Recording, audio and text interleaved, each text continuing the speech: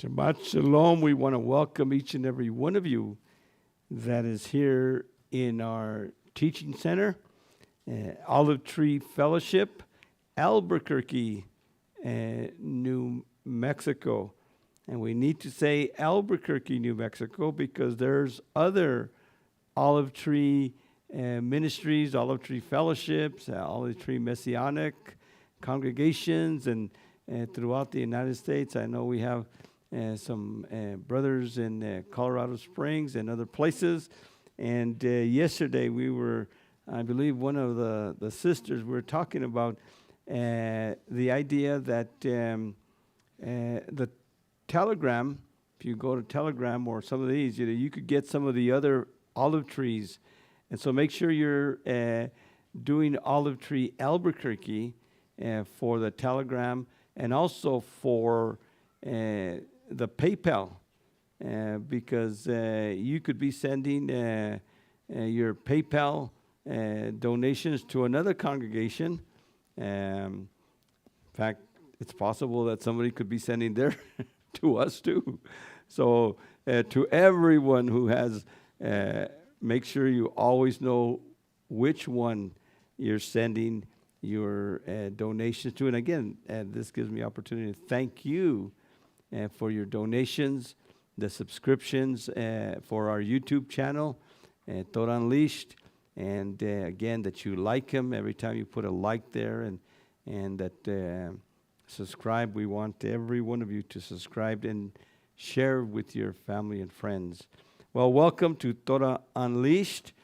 Today, we are going to be unleashing the secrets of Passover. Now, this is just an introduction. And the reason it's an introduction, I was going to be starting this teaching in a couple of weeks, but I decided to up it 1 or 2 weeks because this year there has been some confusion as to Passover. We'll talk about that. And so we want to start right away. Passover's greatest secret and mystery. Well, there's many secrets to Passover, many mysteries to Passover. The greatest secret and mystery of Passover, of course, is Yeshua. Passover is about Yeshua. Now, when most people think of Passover, they think of usually the Ten Commandments movie, or reading it in Sunday school, or in Sabbath school, if you come from a Jewish background. You hear about Passover. Many times people have been to a Seder, especially if you come from Judaism. You've had Seders since you were growing up. Maybe you know the Ma'anishtana, and you know all the aspects of it. The Afikomen, you were looking for the Afikomen. And you know Passover from your childhood. You know Passover that you could bring me that cup there. I want to thank our brother. Gracias, hermano. Okay. Está poquito caliente. Okay. Perfect. A lot of people know all these things, and if you come from a Christian background, then you always heard saying that, well, Holy Communion is from the Passover, or the Eucharist is from the Passover. So we have all these stories. But what is the major secret and mystery of Passover? It's Yeshua. And this is something that everyone needs to know. It is not just a ritual that is done. It is about a person, and a person that came to bring us everlasting life. Now in John 1:29, the next day, he, Yochanan, talking about Yochanan the immerser. By the way, We call him Yochanan the Immerser, or John the Baptist in English. But he really was also Yochanan HaKohen. He was Yochanan, John, the priest, because he was the son of a priest. And so he himself was a priest. He saw Yeshua coming towards him. And he said, look, there is the Lamb of Elohim that takes away the sin of the world. Now, remember, he's a Cohen. He's the son of a Cohen. He knows about lambs. He's grown up all his life being taught how to sacrifice a lamb and the purpose of the sacrificial lambs. He's grown up knowing what it's all about. And there's something about this man, Yeshua. And I remember they were cousins. They were cousins of each other. Like me and Chemo over here, we're cousins. And they were cousins of each other. And he sees something in this man, in this cousin of his. And he points to him, look, Midan, this is the Lamb of Elohim. Now, there's all these lambs that are sacrificed every day. Lambs that are sacrificed to atone, to cover sin. And all the sacrificial system that Adonai gave us was a grace system. Remember, the sacrificial system, it's not works, it's grace. And the reason it's grace, you don't have to kill a lamb to take a sin away. No, that's not what it's about. When a substitute dies, when a substitute sheds blood on your behalf, someone else, in a sense, dies for you. Vicarious sacrifice. But those sacrifices only atoned for sin, only covered sin. And they covered sin, but every year that sin that was covered on a daily basis had to also be atoned for and got rid of on the Day of Atonement. And it started off again the next year. But here is a lamb. Here's a different sort of lamb. A lamb that is not just going to cover your sin for a day or for a year. Here is a lamb that is going to take the sin of the world. Now, when an individual Israelite, when an individual Judahite came on a daily basis for the daily sacrifices, the sin sacrifice, all the different sacrifices, for the Day of Atonement, this was just for their individual selves. This was for the nation. The nation's sin was atoned for on Yom Kippur. And that was for a family, that was for a nation, that was for a people group, Israel. And those lambs were for them. But now we have a different sort of lamb. We have a lamb of a different nature. A lamb that is not animal. And yes, these animals were innocent. These animals were sinless. They never did anything. And the innocent died for the guilty. But here we don't have an animal lamb. He points to Yeshua and says, look, there is the Lamb of Elohim. Not the lambs of the nation, not the lambs that came from the fields over there in Beit Lechem. Not those lambs, but there is a lamb from Adonai, the Lamb of Elohim, Elohim's gift lamb, but not only to Israel, yes, to Israel first, but takes away the sin of the world. The world sin. You see, Israel sinned every day, but the world sins every day. Everyone from Adam, every son of Adam, every son of man has sinned. Every one of us has sinned and fallen short of the glory of Adonai. And there is a lamb, there's a special lamb that takes away the sin of everyone, not just Israel sin. There's something different now. Something is changing here. We are coming into a new order here. It's going to be called the New Covenant. A new way of doing things where it's not the blood of bulls and goats no more, but it's the blood of the eternal covenant, the blood that was sacrificed once and for all, the blood of Elohim's Lamb, Yeshua. And that's what it's about.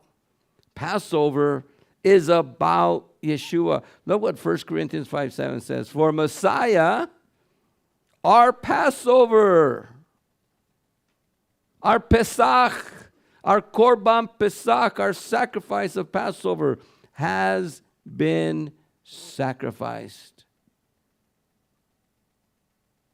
Our Messiah, Yeshua, has been sacrificed. So therefore, Paul continues, let us keep the feast.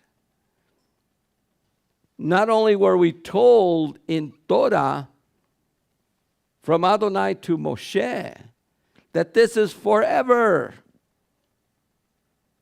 but here Messiah has been sacrificed. He is our Passover. He is the Lamb of Elohim. Therefore, Paul says, let us keep the feast. Not with the leavened bread of sin, but with the unleavened bread of sincerity and truth. And so every one of us, even right now, in fact, there in Corinthians, read the whole of Corinthians, chapter 5 there, and you'll see the idea that if there's uncleanness in us, we cannot participate in Passover. In fact, the whole purpose of this chapter 5 in 1 Corinthians is to denote that there was a man who was living in sin, unrepented sin. And Paul tells the Corinthian congregation, you need to excommunicate that brother. You need to get rid of that brother. You can't eat the meal of Adonai if you're walking in the way he's walking. So Paul was very strict with him on that. And we should be very strict. Passover is not just some common thing we're going to see. And so Passover is about Yeshua.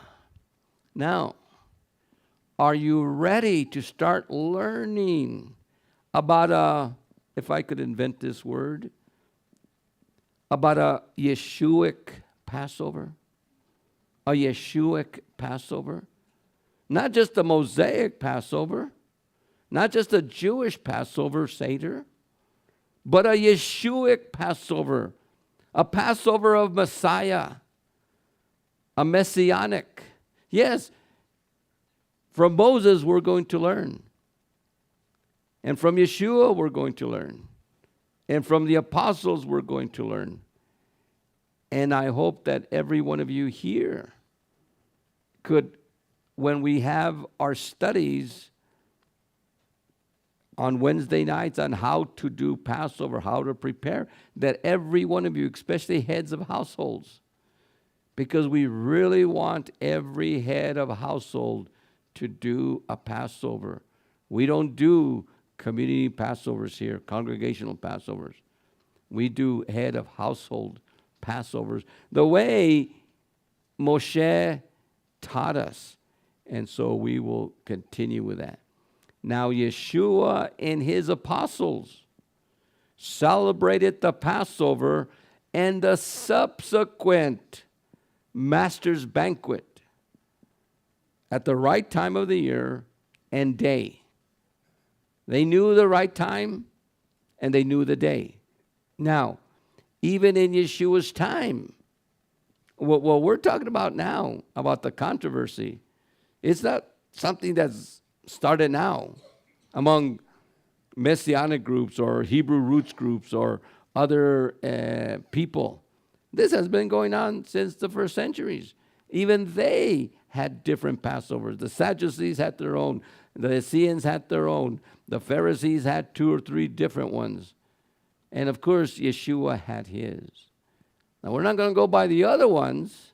We're going to go by Yeshua's Passover. He knew the year and he knew the day. Now, as we prepare for Passover 2024, this year, as in 2016, by the way, 2016 we had the same problem, and every so many years, every 4, 5, 6 years, we'll have the same problem. This year there has been some confusion as to the date of the Passover among Torah-based groups. Now, there is no confusion among Jewish groups with the Hillel calendar. If you follow the Hillel calendar, there's no confusion. You'll know when it is. If you follow the Christian calendar, there's no confusion. They know when their Passover is. In fact, the Catholic Christian Passover season, Easter season, and the Jewish are 1 month apart this year. We're going to be 1 month apart. We're going to be closer to the Jewish this year than to the Christian. Sometimes we're closer to the Christian and 1 month apart. Sometimes all 3 of us are at the same weekend. Sometimes we're a week apart. And that's because of the sun and the moon that don't line up with each other. But here's the problems that have brought confusion. Is the spring equinox relevant? Is it relevant to Passover? There's some groups that said, nope, the equinox is not relevant. That has nothing to do with spring. When can the crescent moon appear? Before or after the equinox? Whether the barley in the land of Israel was Aviv or not. And so, since a couple of weeks ago, people have been in Israel checking to see if the wheat was Aviv. And for those of you that don't know what that is, we'll explain it in just a little while. We'll show you a diagram of that. And these 3 questions are causing confusion because among Torah-based groups, which we are a Torah-based group, we are not Messianic Judaism. Messianic Judaism and all the different Messianic Judaism organizations usually follow the Hillel calendar. So they are not really Torah-based on the feast. They are Hillel calendar 2 based. So they don't have no problem. But the problem with us is the confusing thing, and it mostly has to do with the Aviv. Who is right? And we are going to look at this today. Now, to begin with, Yahweh said to Moshe and Aaron, and this is from Exodus 12:1, if you want to go to Exodus 12:1. Yahweh said to Moshe and Aaron in Egypt, this month, this month must be the first of all the months for you, the first month of your year. Speak to the whole community of Israel and say, on the 10th day of this month, each man must take an animal from the flock for his family, 1 animal for each house. Now, one of the first things that we need to understand is there was not a Passover sacrifice for the whole of Israel. There was not a Passover sacrifice for the whole of Israel. There wasn't a lamb that was sacrificed at 3 o'clock as the Passover lamb. No, every head of a household, and that's why we start coming in to teach you men. On the 10th day, each man, and it's talking about the head of a household, must take an animal from the flock for his family, one for each house. Now, of course, we're not sacrificing no more, but every male is to prepare his house and family to do the Passover at his house. The Passover that for us believers in Yeshua, Yeshua taught us. Not the Passover of Moses. That was a one-time thing. That was a one-time thing. What they did on the first Passover, that was just for the first Passover. Adonai told Moses to do this on the second and subsequent Passovers. They changed. But then, after the end of the Tanakh, everybody say Tanakh. The Tanakh is what the Catholics and Protestants call the Old Testament. The designation for what they call the Old Testament is the Tanakh. After the Tanakh was written, after Malachi, after the whole Tanakh, at the end of Malachi, after that, some Pharisees, a group of people called themselves Pharisees, they were lay people, they weren't priests, they weren't Levites, they weren't scribes, they were lay people that started studying Scripture by themselves, and they came up with certain doctrines, certain traditions, certain ways of doing things. And they came up with different dates, and they came up with different times. And the Sadducees had different ones. The Essenes had different ones. And so there was all kinds of various groups that were doing different things. But what we need to do here now is go back to the beginning. Go back to what Adonai said. This month. Now, by the way, the word month there in Hebrew, we could translate also as moon. This moon is to be the first of all the moons for you, the first moon of your year. And so if this month is told to Moses and Aaron by Adonai that this is the first moon or the first month, then that's what begins the year. That's what we call Rosh Hashanah. The word Rosh Hashanah, Rosh is head. Shana is a year. So this is the head of the year. This is the start of the year. And this moon, and there's going to be a name given to this moon. And the name given to this moon is the Aviv moon, or the Aviv month. And the word Aviv means to spring. It comes from the root of green, and this is when the barley is an Aviv, means that the barley has become ripe, and that barley has become ripe to be offered as first fruits to Adonai. And so that's the importance of the Aviv barley. And the barley, in fact, it's interesting that many of the feasts, the celebrations of Israel are agricultural. The agricultural year of Israel is from the 1st through the 7th month. That's the agricultural year.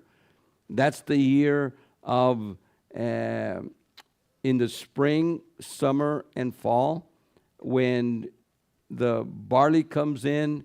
Then in for Shavuot, the wheat comes in, and then for Sukkot, all the other fruits come in. And so it's tied to the agricultural year. Interesting enough, Adonai also has 3 times a year that he calls regelim. Regelim means foot. Regel means foot. And the regelim are pilgrim feasts. In other words, when you come to Jerusalem 3 times a year, all the menfolk are to come, are to regelim, are to make a pilgrimage to Israel 3 times a year. At unleavened bread, at Shavuot or Pentecost, and at Sukkot. Interesting enough, these are agricultural. But at these agricultural times have also become religious times. They've also become times of coming to Adonai, and we will look at this later on the meaning of the feast. And so it's important for us to, from the beginning, to say, well, if this month is to be the first of the month, we should know which one it is. Of course, as I said, this year has brought some confusion. Why? Because 2 groups have already proclaimed it at 2 different times. One group proclaimed it in February, and they've already had their Passover. Another one proclaimed it on this last new moon on the 11th, March 11th of 2024 that we're on.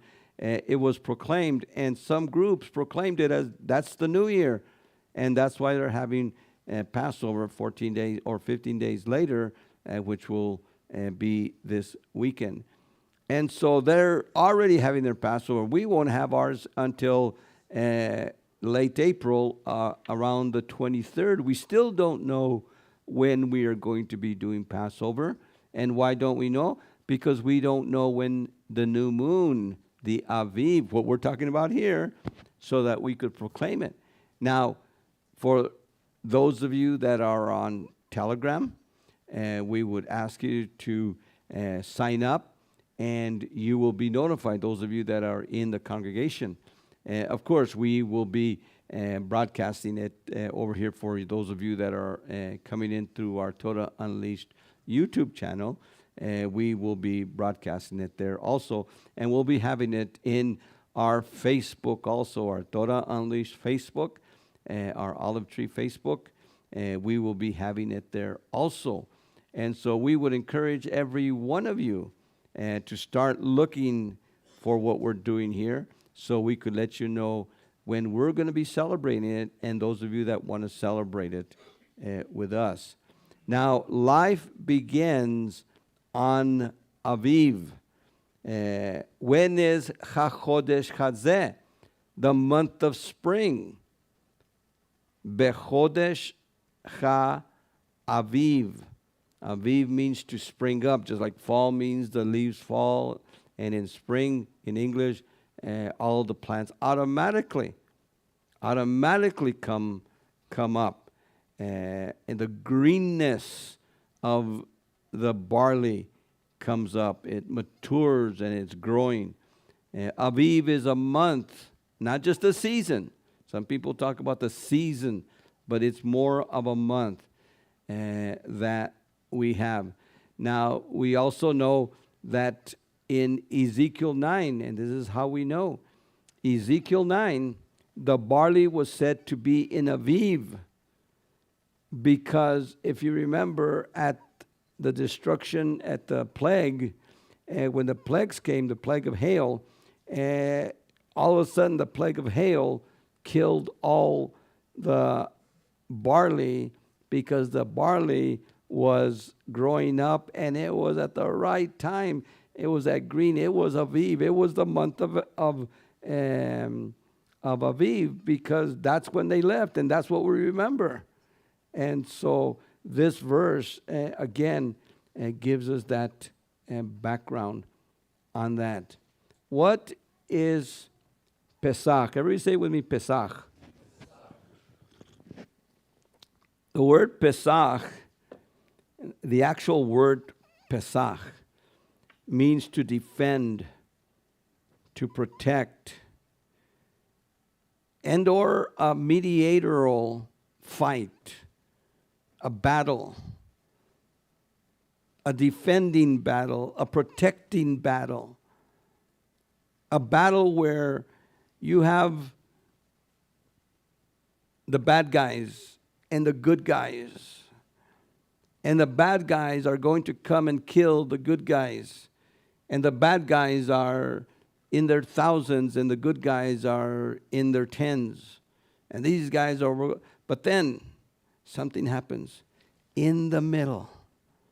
Here comes, remember the cavalry with their horn, and they come and all of a sudden they protect the innocent and they protect the lowly.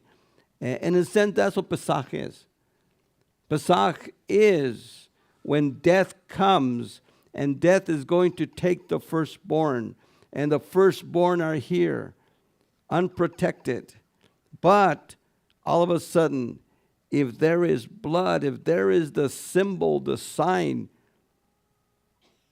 the patent of blood on the doorpost, all of a sudden, from in between comes, and the angel of death will be pushed away from that house. Not from every house, not from every person, but from the house that has the blood. That's why the blood is something powerful. In all the way from the time of Adam, when Adonai sacrificed the first lambs, innocent blood was shed so that Adam and Eve's nakedness, shame could be covered, to the sacrificial system, the temple system, to the blood of Yeshua, the final sacrifice. We're going to examine Passover from a Mosaic, Messianic, and apostolic perspective. And again, this is just an introduction today. We're just here to introduce what we're going to be teaching for the next month until Passover and even beyond, because there is much more that happens after Passover. Okay, here's our outline. From a Mosaic perspective, we are going to be studying the historic first Passover. And it's just like a lot of times, remember people used to say, oh, we want to learn about the first Christmas. Well, really, there wasn't no first Christmas. Yeah, there was the birth of Yeshua, but that was in October. But there was no first Christmas with snow and Santa and all these, manger type scenes that we are. Well, there was a historic first Passover, and we're going to learn about that. We're going to learn about the second and subsequent Passovers.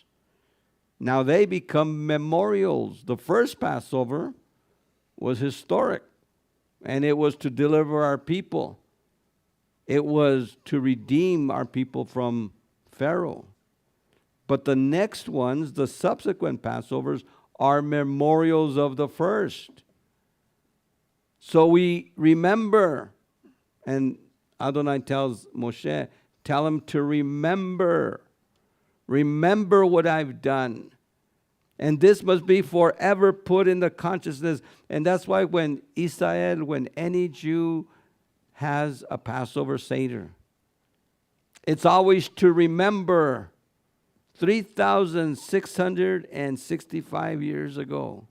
3,665 years ago. That's a long memory that Israel has. And the Gentiles, through Yeshua, have been welcomed to join that memory. It's just like you have family, you have sons and daughters, and you have a whole history. But then you adopt a new child, you adopt someone, and you catch them up on the history, and you tell them, about the history of the family that he's being adopted into, that he's becoming a part of. Well, the nations who have believed in Yeshua, the people, individual Gentiles who have believed, are now part of that history. You're part of that nation now. You've been grafted in.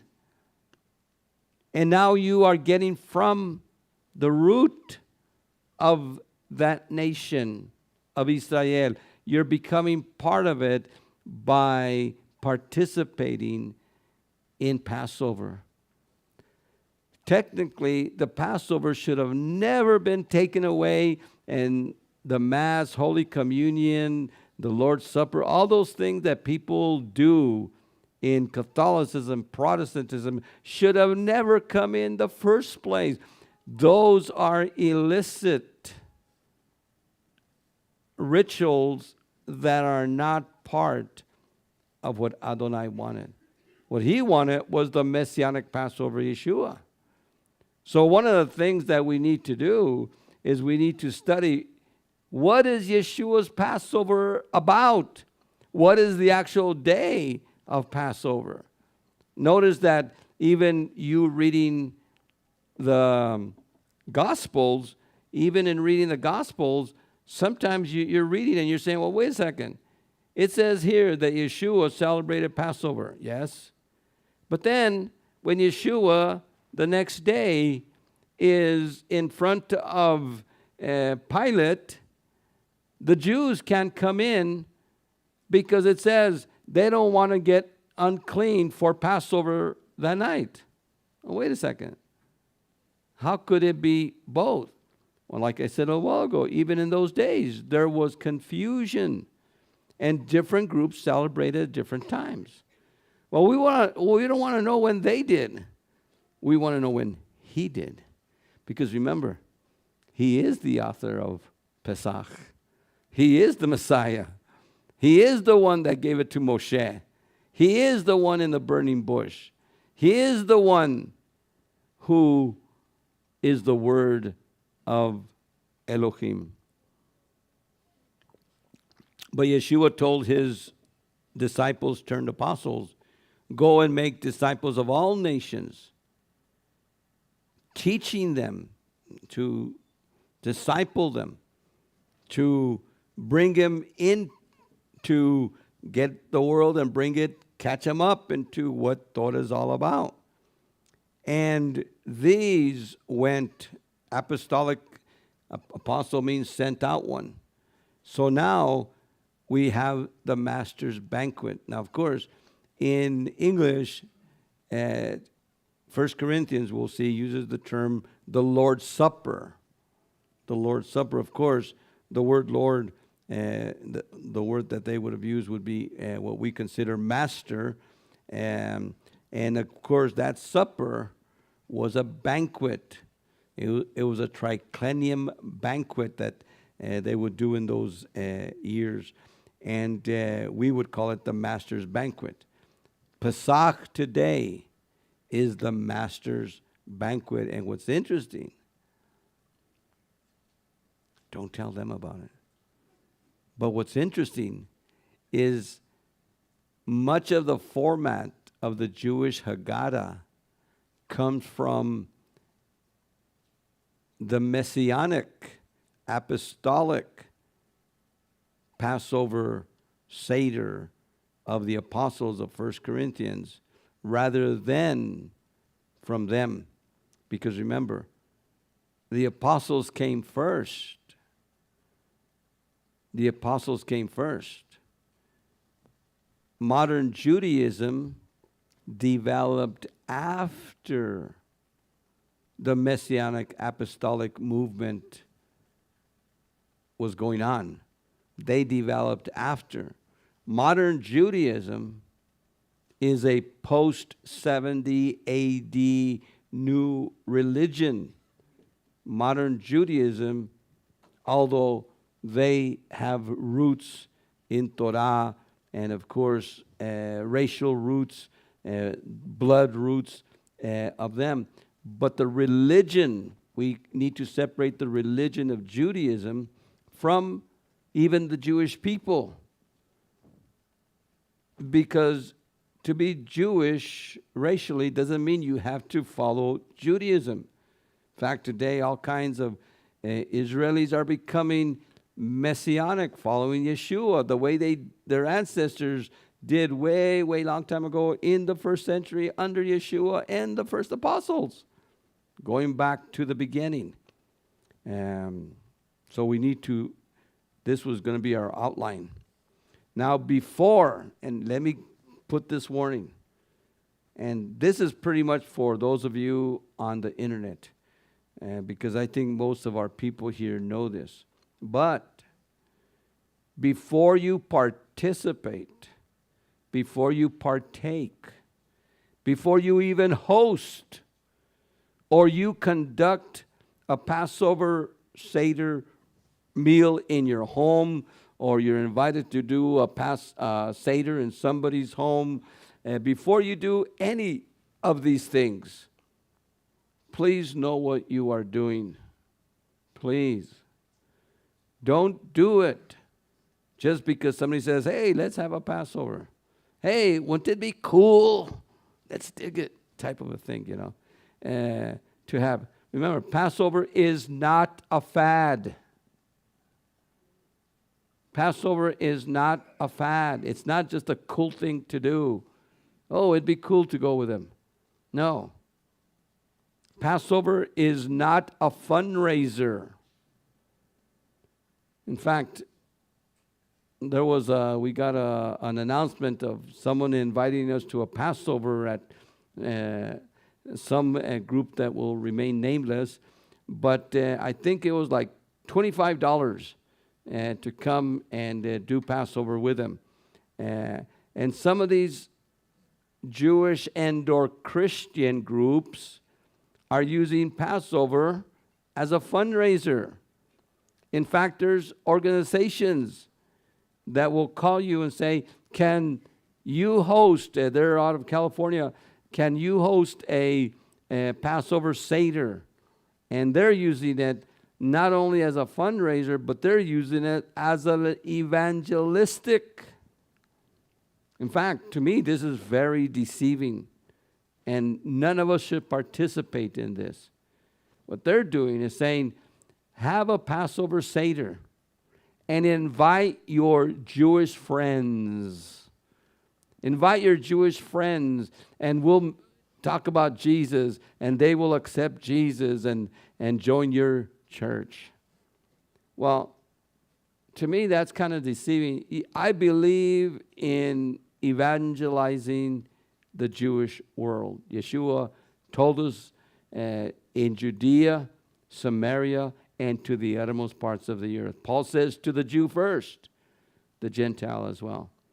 But we need to do it not by getting a Passover and trying to use that as an evangelism technique, or having a Passover and saying, well, how many of you will accept Jesus as your Savior tonight? He died, using that to bring people. I believe in bringing people to Yeshua.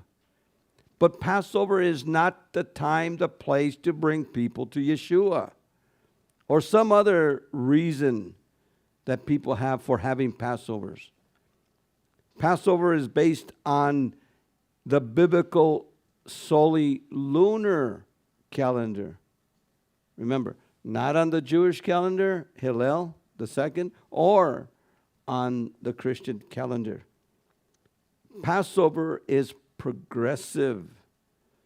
From the first Passover, Adonai has given us added things throughout the years. And Yeshua's Passover is the final Passover. And we need to get back to Yeshua's Passover. Passover is a show and tell for children. I think it was 2 weeks ago that I mentioned that years ago we had a Passover, and some of the kids were a little rambunctious. Some of the kids were a little loud, as all kids are. And one of the elders said, well, next year, let's have a Passover without kids. And wait a second. What do you mean a Passover without kids? Passover is for children. Passover is for your sons, your daughters, your grandkids. And when your children ask you, what does this ritual mean? You will tell them. So even in the instructions of Passover, we are told what to do. Yeshua gave the Pesach Chadashah, the new Passover, to his Kehillah. And Yeshua's Passover, a different Passover with the same format as the first, but with an after-supper addition. You see, Yeshua did the Passover. But then it says after the supper, after the actual Passover, Yeshua took bread and a cup. And he says, this is my body and this is my blood. And it's interesting that the Passover had ended. After supper, he did this. Well, what's interesting, like I said a little while ago, that piece of bread we would call today the afikomen. That cup we would call the third cup. Well, what's interesting is that the Haggadah goes from the beginning to supper, and after the supper, it should have ended. But even in the Jewish traditional Orthodox Haggadah, they do Yeshua's after supper part. Where did they get that from? Well, they got it from the early Kehillah of the apostles. And this is one of the things that a lot of Passovers don't bring out. And so that's why we want every one of you to come and study with us. Last year, we were talking about Passover, and I was telling him about the Afikomen. He said, well, the person that did our Passover never mentioned that idea about Yeshua and where the Afikomen, even what Afikomen means. They did a traditional Jewish Seder with the boiled egg and all that. I said, oh no, don't, that we're not supposed to be doing that Seder. That is a Haggadah, traditional. And so please, before you do any of this, come and study with us. And again, there are secrets. When is the date of Passover? Where and who can do a Passover Seder? What did Yeshua and Paul teach about Passover? How do Jews and Christians celebrate Passover? We'll get into some of these even in weeks to come. Now, here's a Passover warning. I said, every believer should do Passover. But Yeshua could discipline us with sickness and or death if we partake of the Passover in an unworthy manner. It is very dangerous to participate in Passover.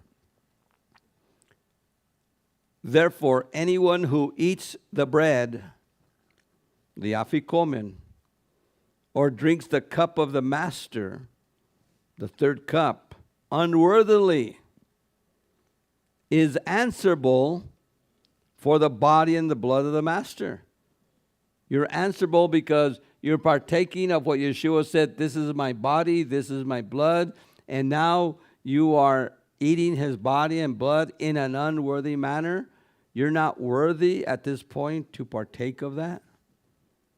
Everyone is to examine himself and then only eat of the bread or drink of the cup, because a person who eats and drinks without recognizing the body is eating and drinking his own condemnation.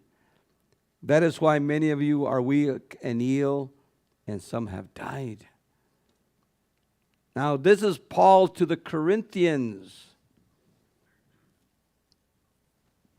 Last year or the year before or 3 years before this, some people partook of Passover.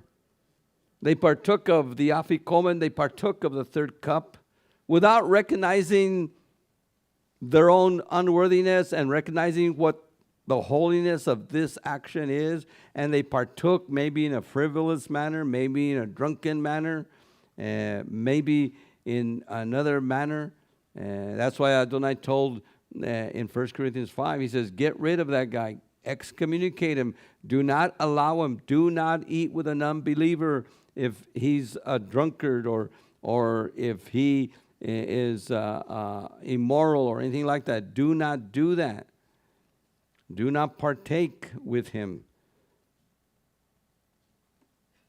Some of you are weak and ill, and some have died. So as we should partake of Passover, in fact, there's a warning that says if you're a believer and you do not partake of Passover, Adonai will excommunicate you. But if you partake in an unworthy manner, you could die. So you're between a rock and a hard place. And what do you need to do?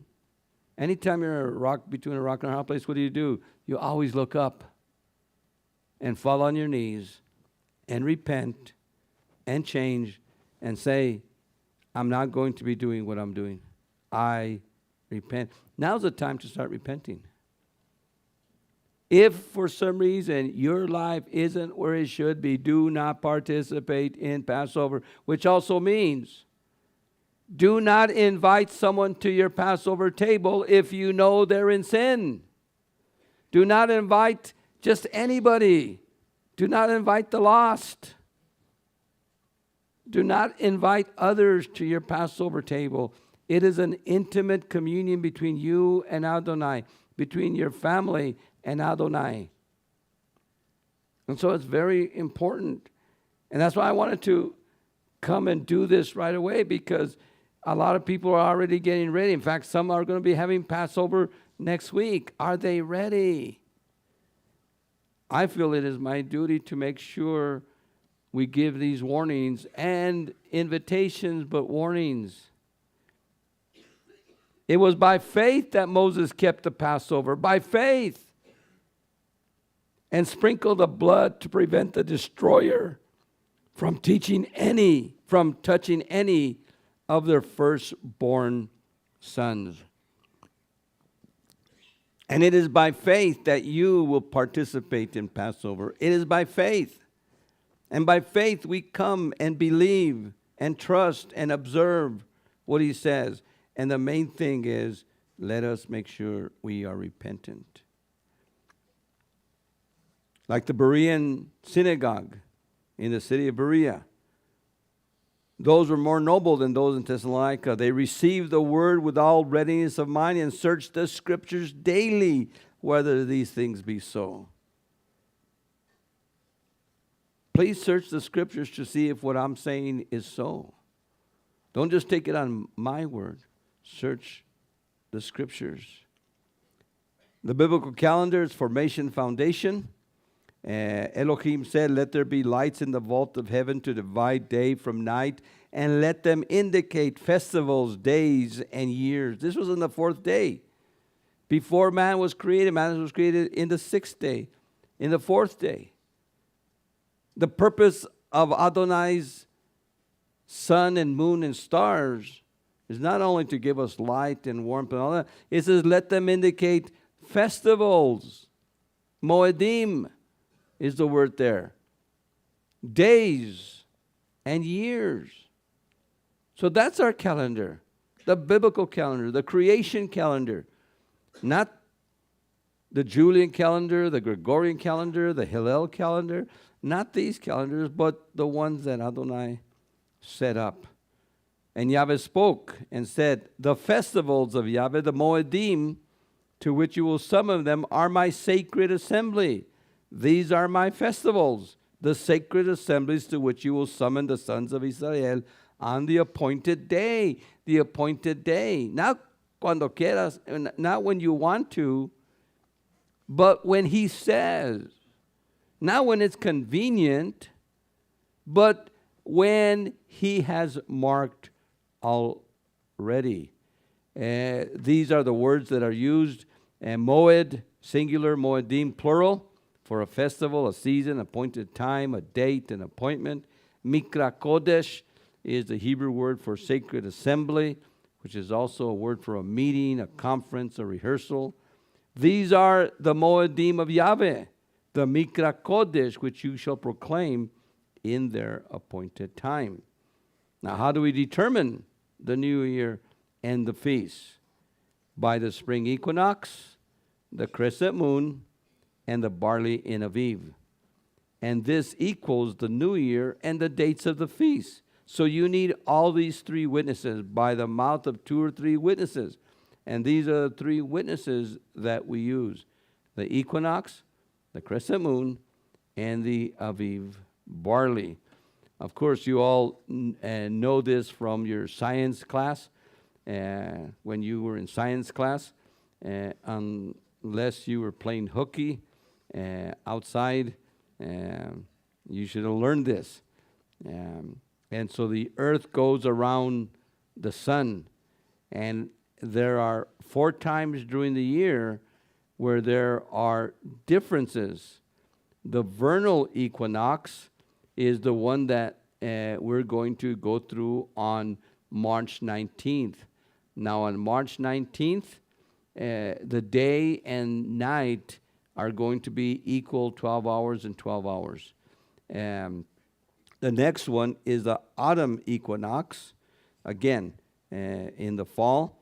And then we have 2 solstices, summer and winter.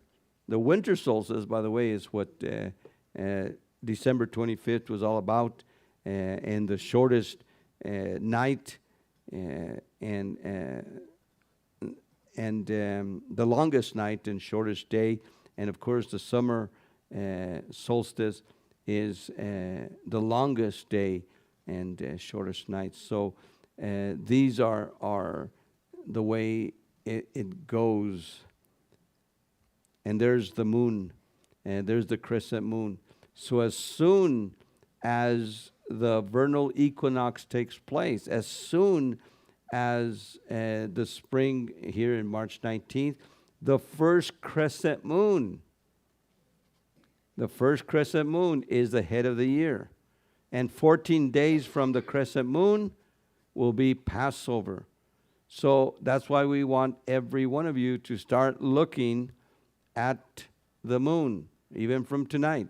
When you go out tonight, you'll see that it's going to start getting to a full moon. Right after it starts getting a full moon, then it's going to start waning. And then it's going to be dark for 2-3 days, and maybe 2 days. And then the first, we'll announce it. We'll announce it on Facebook and here and other places. And we'll announce it. And then we'll meet here to blow the shofar. The shofar, not only of the new month, but the shofar of the new Aviv barley. But when is spring? Now we should ensure that Passover will always coincide with the right season, during the Aviv, spring. Now the vernal equinox, or the equinox in spring, is the turn of the year. This is when the year turns, the new year. The Gregorian calendar is the year turns in January 1st. That's the turn of the year. Every January 1st, the year turns. In Scripture, the year turns at the time of the equinox. 2 Samuel 11:1. At the turn of the year, at the time when kings go campaigning. Well, when do kings go campaigning? At the turn of the year. When is the turn of the year? Spring. And why spring? Because in the ancient world, armies didn't fight in the hot summers. They didn't fight in the cold winters. When it was too hot or too cold, you don't fight when it's too hot or too cold. Look what happened to the Crusader army in the hills of the Horns of Hattin, when Saladin got him because the heat and no water, and the heat got him. Look what happened to others when they got stuck in the rains, when they got stuck in the snows, and they tried to do things. No, you don't, at the turn of the year. Now, the word turn there is, interestingly enough, in Hebrew, teshuvah. At the teshuvah of the year. When the year turns, that's spring. That's when the equinox happens. When the equinox happens, that's when kings go campaigning. And that's the beginning of the new moons. And Moses spoke to Moses and Aaron in the land of Egypt, said, this moon shall be the first, the beginning of moons. It shall be the first moon of your year. So the spring equinox for 2024 is March 19th. From there, we start looking for, which we don't know when it's going to be, we start looking for the new moon. As the days get short, the nights get darker, and then that will be our new year. We will announce it, and then 14 days from there, probably around the 23rd, we will have our Passover. So we're really getting ready for Passover, and we want you to be ready also, and hopefully with all these invitations to participate and warnings and to get ready, and no one will do or no one will participate in a Passover that would be called an illicit or illegal Passover according to Scripture, or a Passover that is not in line with Adonai. Make sure that the person who is hosting the Passover knows what they're doing, knows all the theology about it, and is not just going by a book. Okay, let's go ahead and stand. Father, I thank you for the opportunity that we have to be here, and that we could come, Father, and study your word, and be able to participate, Father, in Pesach, your Pesach, the Pesach of Yeshua, knowing that Yeshua is what Passover is all about. It's not just about a lamb. It's about your lamb. Yeverechecha Yahweh vayishmerecha. Ayir Yahweh panav elecha v'chunecha. Asa Yahweh panav elecha vayasem lecha shalom. May Yahweh bless you and keep you. May Yahweh make his face shine upon you and be gracious unto you. May Yahweh lift up the light of his countenance upon you and give you his peace. Shalom, shalom. Have a good day. Shalom, shalom. Welcome to Olive Tree Fellowship and Torah Unleashed Ministries. Thank you for joining us on our channel. If you have enjoyed this teaching and would like to see more, please like and subscribe to our YouTube channel. Don't forget to click the notification bell so that you can be notified when we have new videos. If you would like to support Olive Tree Fellowship and Torah Unleashed Ministries, please visit us at olivetreefellowship.com or TorahUnleashed.org. We thank you for your past support and hope to continue with you. Shalom, shalom. Have a good day.